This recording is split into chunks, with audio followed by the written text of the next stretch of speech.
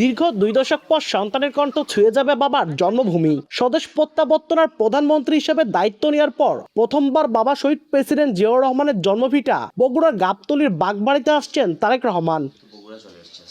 জাতীয় নির্বাচনের আগে 29 জানুয়ারির জনসভায় বগুড়া এলেও অগণিত স্মৃতিতে ভেজা বাগবাড়িতে আর যাওয়া হয়ে ওঠেনি তারেক রহমানের।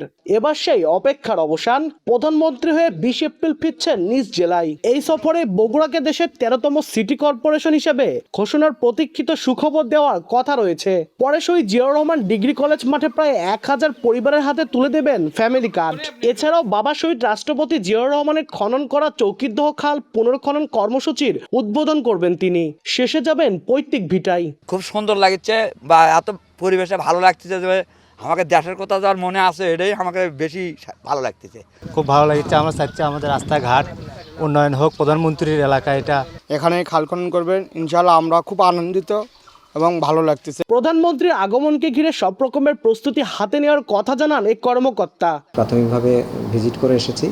আমাদের পরবর্তীতে আমাদের সংশ্লিষ্ট যিনি আছেন এমপি মহোদয় আছেন, ওনাদের সাথেও আমরা কমিউনিকেট করব। পাশাপাশি আমাদের এসপিএম এর অফিস থেকেও আমাদের সাথে আমরা টাইম টু টাইম মিটিং করে আমাদের করণীয় সম্পর্কে আমরা নির্ধারণ করব। সর্বশেষ 2006 সালে 24 ডিসেম্বর জন্মভিটায় এসেছিলেন প্রধানমন্ত্রী তারেক রহমান। সঙ্গে ছিলেন ছোট ভাই আরাফাত রহমান কোকো। মা হারানোর অসীম শূন্যতা নিয়ে এবার ভিন্ন এক বাস্তবতায় ফিরছেন পৈতৃক ভিটায়।